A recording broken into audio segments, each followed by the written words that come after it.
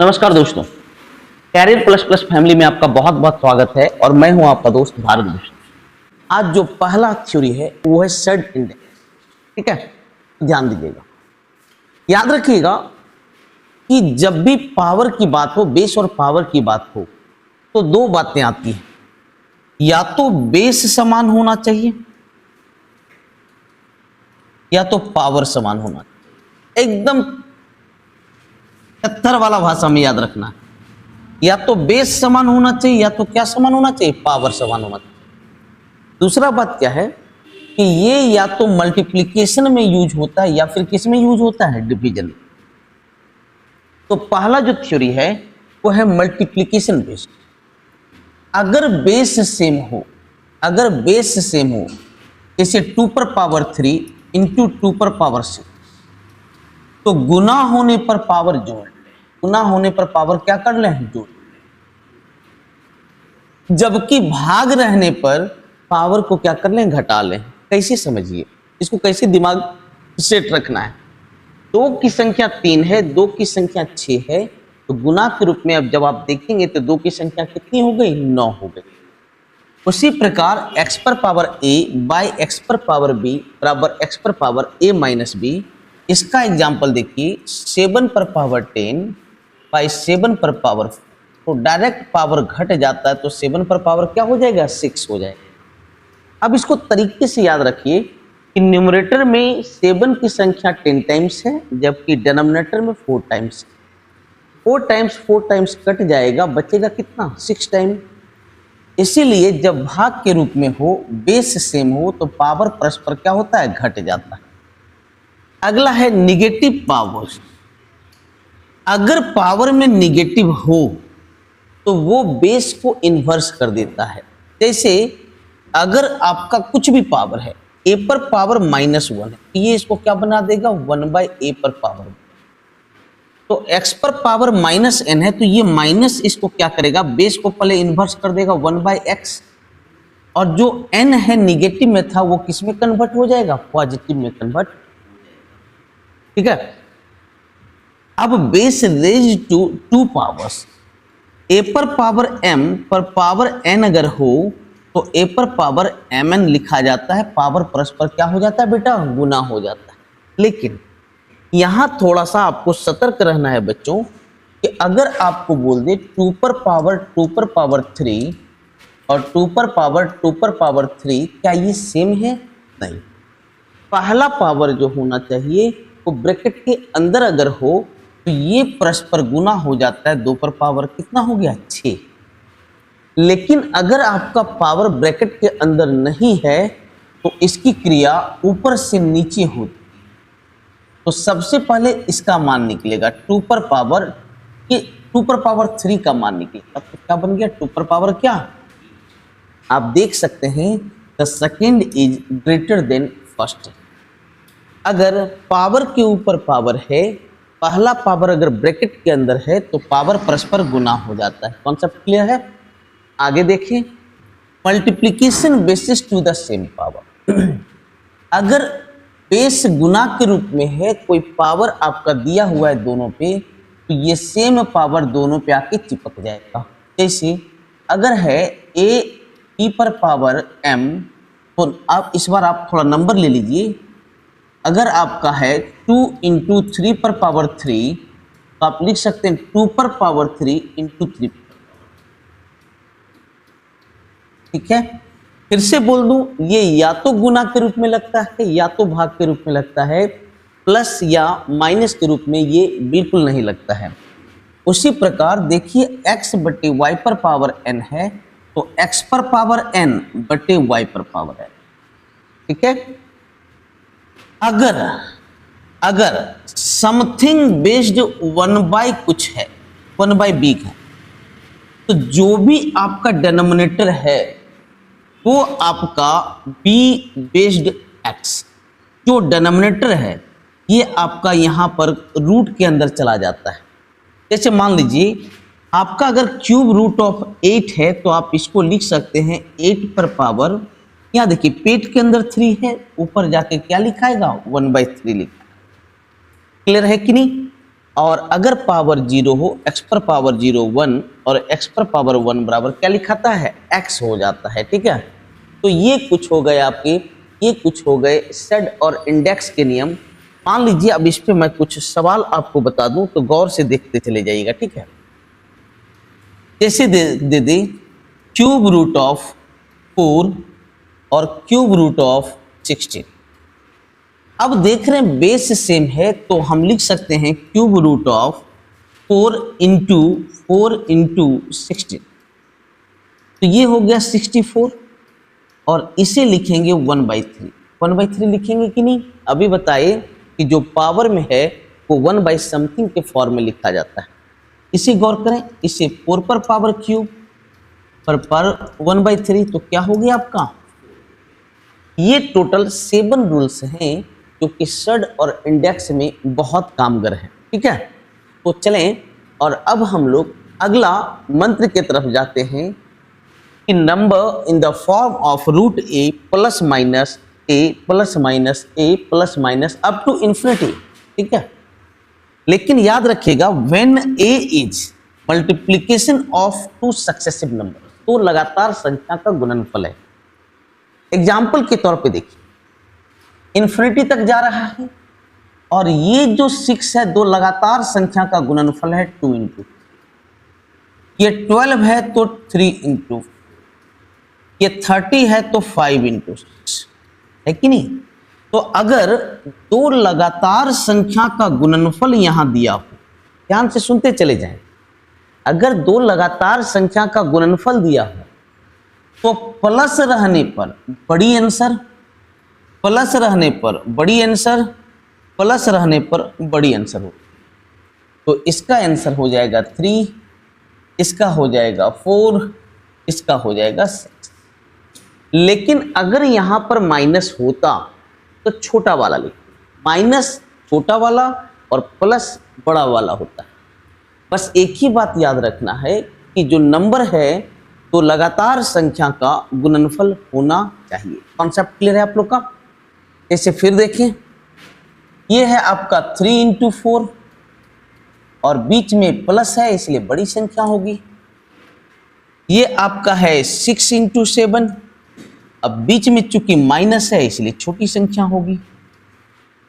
Plus रहने पर बड़ा आंसर जबकि माइनस रहने पर छोटा आंसर होता है। ठीक है, कुछ और क्वेश्चन देखिए। अब यहां देखिए कि इसका मान 4 और बीच में क्या है प्लस, तो एक बात जानता हूं कि बीच में अगर प्लस है, ये जो x है तो लगातार संख्या का गुणनफल होगा। अरे होगा या नहीं होगा। अब बीच में चूंकि प्लस है तो प्लस रहने पर बड़ी संख्या लिखाती है, मतलब जो ये 4 आया है ये बड़ी संख्या, तो इससे छोटी संख्या क्या लिखाएगी 3, तो चढ़ती है कितना 12, x का मान क्या हो जाएगा बेटा 12। अब एक बार क्रॉस चेक कर लें तो ये कन्वर्ट हो जाएगा √12 plus √12 plus √12 dot dot dot. ये देखिए 3 इंटू 4 है और बीच में चूंकि प्लस है इसलिए बड़ा आंसर, और यही देखिए यहाँ दिया। सबका कॉन्सेप्ट क्लियर है। चलिए नेक्स्ट। अब आप इसे देखिए, रूट यहाँ पर अगर मैं कॉमन ले लूँ तो x into X plus 1 plus root यहाँ पर कॉमन ले लूँ तो x इंटू एक्स प्लस 1 के डॉट डॉट डॉट। देखिए 2 लगातार संख्या का गुणनफल है और बीच में आपका प्लस है इसलिए बड़ा वाला आंसर होगा, मतलब x प्लस 1 होगा, x प्लस 1 होगा। सबका कॉन्सेप्ट क्लियर है? क्लियर है बेटा। नेक्स्ट। अब इसका मान 8 है और तो पक्का ये पता है कि a 2 लगातार संख्या का गुणनफल होगा। क्योंकि बीच में प्लस है, आपका बीच में प्लस है तो इसका जो आउटपुट होगा ये बड़ी संख्या होगी, मतलब 8 मेरा बड़ी संख्या है तो इससे छोटी संख्या क्या 7 लिखाएगा तो 38 कितना हो जाएगा 56। तब ना बेटा अगर ये 56 होगा तो ये 8 इंटू 7 लिखाएगा, क्योंकि प्लस है इसलिए बड़ा आंसर, और देखिए यही बड़ा चीज आपका डेटा में दिया हो। सबका कॉन्सेप्ट क्लियर। चलिए इसे देखिए, ये आपका लिखाया 7 इंटू 8 और ये लिखाया 6 इंटू 7। क्योंकि माइनस के फॉर्म में है तो इसका आंसर छोटा वाला होगा और प्लस के रूप में है इसलिए इसका आंसर बड़ा वाला होगा। अरे होगा कि नहीं? अब चूंकि बीच में माइनस है तो माइनस लगा देंगे तो क्या बन जाएगा? बस सीधा सीधी जान लीजिए, अगर रूट के अंदर संख्या इन्फिनिटी तक जा रहा है और वो प्लस के रूप में है, अगर वो प्लस के रूप में है तो दो सक्सेसिव नंबर, दो लगातार संख्या का गुणनफल होने पे प्लस रहने पर बड़ा आंसर और माइनस रहने पर छोटा आंसर हुआ करता है। चलिए देखते हैं। अब number in the form of this, लेकिन अगर टू सक्सेसिव नंबर नहीं हो तो क्या हो? तो क्या होगा? जैसे यहां देखिए, इसका मान क्या होगा? तो आप सोचिए, इससे पिछली संख्या कौन है जो कि दो लगातार संख्या का गुणन? तो बोलोगे 1 इंटू 2। और इससे अगली संख्या कौन है? तो 2 इंटू। अरे सर, ये 2 और 6 के बीच है कि नहीं? ये जो 3 है 2 और 6 के बीच है कि नहीं? बोलोगे जी सर। अब अगर 2 होता और बीच में प्लस होता तो आंसर क्या लिखा था? बड़ा वाला लिखा था। और अगर 6 होता, अगर क्या होता? 6 होता इस जगह पे और प्लस के रूप में लिखा था तो आंसर क्या लिखा था? 3 लिखा था। अब चूंकि यहां पर ना तो 2 है ना तो 6 है, इन दोनों के बीच की मतलब जो आंसर होगा वो लिखाएगा किसके किसके बीच? 2 और 3। इसका जो आंसर होगा 2 और 3 के बीच होगा और यही ऑप्शन में रहेगा। जैसे एग्जाम्पल के तौर पर एक और जान, ठीक है, 14 माइनस 14 ये इन्फिनिटी तक जा रहा है। तो इससे पिछली संख्या और अगली संख्या लिखना है जो तो लगातार संख्या का गुणनफल है। इससे पिछली और अगली संख्या लिखना है जो लगातार संख्या का गुणनफल है। तो आप बोलोगे 3 इंटू 4 और 4 इंटू 5। ये जो गिवन नंबर है ये 12 और 20 के बीच है। ये जो गिवन नंबर है 12 और 20 के बीच है कि नहीं? अगर इस जगह पे 12 होता तो माइनस होने के कारण 3 आंसर होता छोटा वाला, और इस जगह पे अगर 20 होता तो माइनस होने के कारण आंसर क्या होता? 4 होता, छोटा वाला होता। अरे यस और नो? लेकिन चूंकि जो गिवन नंबर है 12 और 20 के बीच है तो इसका जो आंसर होगा वो किसके किसके बीच होगा? 3 और 4 के बीच होगा। ठीक है, तो ये सब कुछ यूनिक क्वेश्चन हैं जो कि आपको बहुत अच्छे तरीके से आने चाहिए। अब देखिए, ये क्वेश्चन CGL मेंस 2018 में पूछा गया। आप गौर से देखिए, m का जो मान है सर √5 प्लस √5 प्लस √5 की डॉट डॉट, जबकि n का मान सेम नंबर में है लेकिन माइनस के रूप। अरे है कि नहीं? आप समझिए, अगर इस जगह पे 12 होता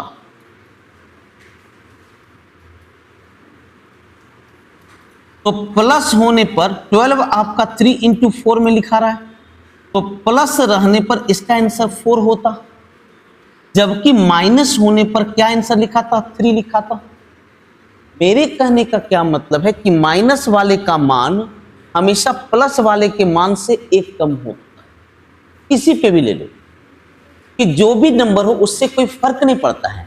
माइनस अगर रहे तो छोटी संख्या लिखाता है और प्लस रहे तो बड़ी संख्या लिखाता है। अगर दो सक्सेसिव का गुणनफल हो तो दो सक्सेसिव हो या नहीं हो कोई फर्क नहीं पड़ता है। प्लस रहे तो बड़ी और माइनस रहे तो छोटी, उन दोनों के बीच कितना का डिफरेंस? 1 का डिफरेंस।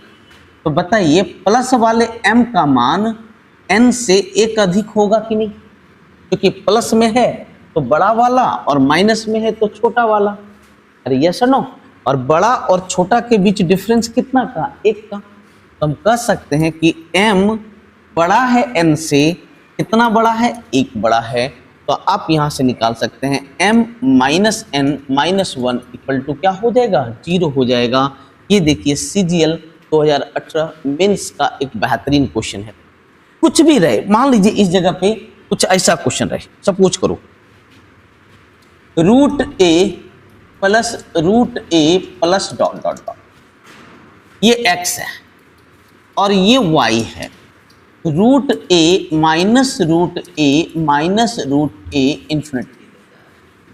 तो आप जानते हैं प्लस रहने पर बड़ा, चूंकि नंबर सेम है, और माइनस रहने पर छोटा, और दोनों के बीच का डिफरेंस कितना 1, मतलब ये इसका आंसर बड़ा और माइनस रहने के कारण इसका आंसर क्या छोटा, और दोनों के बीच का difference 1। That means what, x minus Y equal to क्या हो जाएगा 1 हो। क्लियर है? बहुत ही शानदार क्वेश्चन। तो अब अगला मंत्र आपका शुरू हो रहा है कि नंबर अगर मल्टीप्लिकेशन के रूप में हो तो क्या होता है। अगर नंबर रूट के अंदर मल्टीप्लिकेशन के रूप में है, अगर मल्टीप्लिकेशन के रूप में है और ये इन्फिनिटी तक जा रहा है तो सेम नंबर आंसर के रूप में, ठीक है, सेम नंबर, ठीक है। जैसे एग्जांपल के तौर पे रूट के अंदर देख रहे हैं 5555 आपका मल्टीप्लिकेशन के रूप में है और ये इन्फिनिटी तक जा रहा है, तो इसका answer same to same number आपका लिखा जाएगा, ऑप्शन डी होगा, ठीक है। यहां पर देखिए मल्टीप्लिकेशन के रूप में है, इन्फिनिटी तक जा रहा है, तो इसका आंसर क्या हो जाएगा 12 हो जाएगा। लेकिन इस क्वेश्चन को देखिए, यहां तक देखिए कि रूट के अंदर बार बार 3 लिखा जा रहा है और ये इन्फिनिटी तक जा रहा है बेटा, मतलब इसका आंसर 3 हो जाएगा।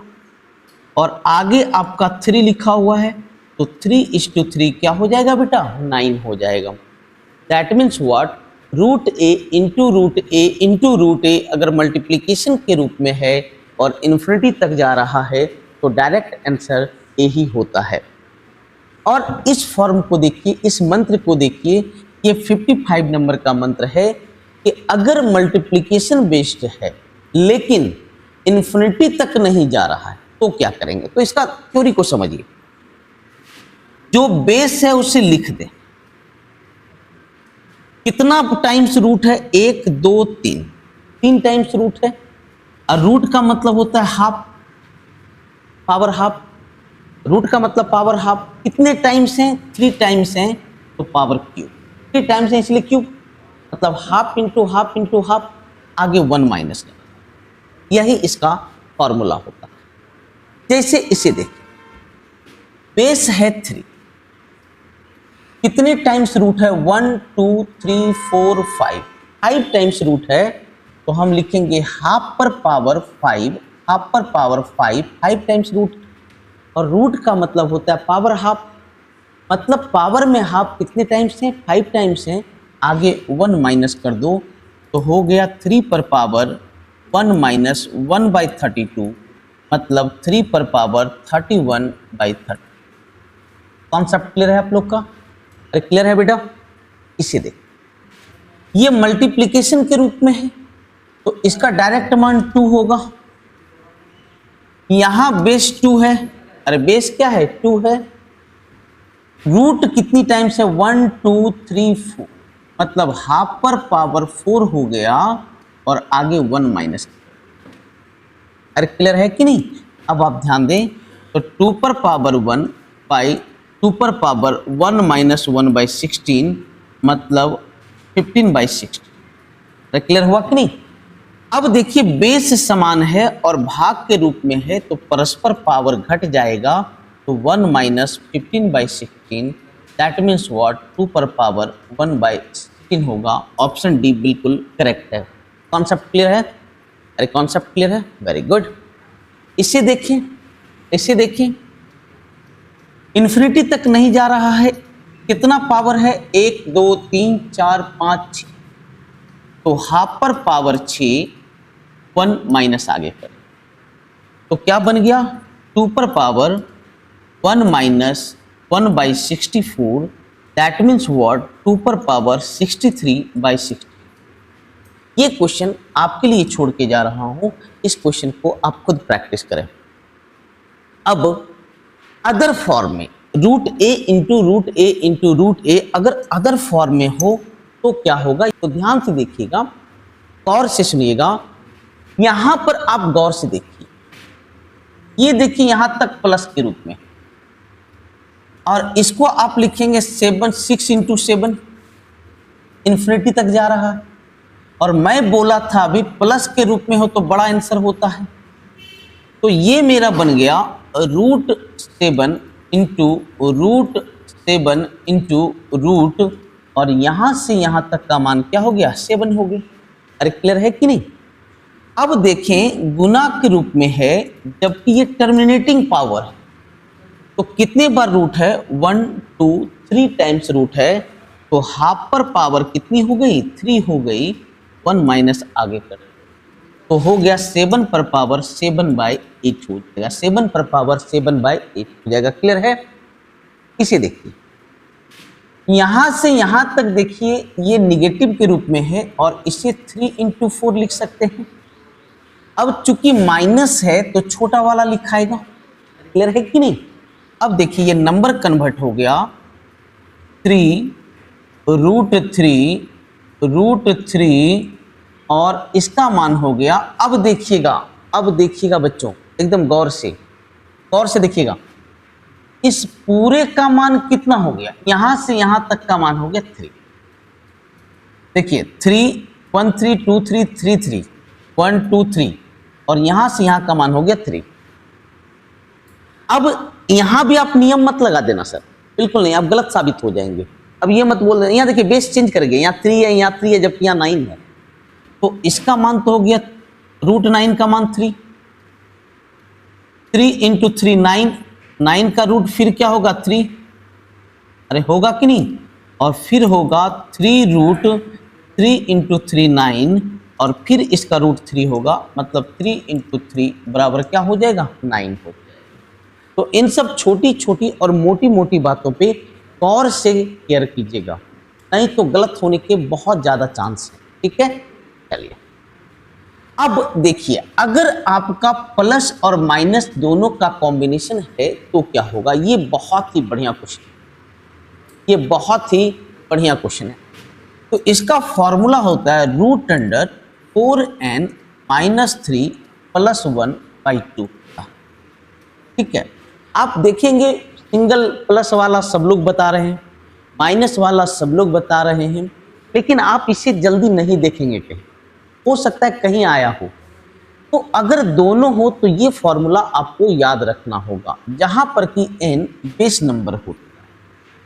तो बन गया √12 में से 3 गया तो 9 + 1/2, इसका मान हो गया 3 3 + 1 4 4/2 बराबर क्या हो जाएगा, 2 हो जाएगा। सबका कॉन्सेप्ट क्लियर, और इस फॉर्मूला को आपको याद रखना ही होगा।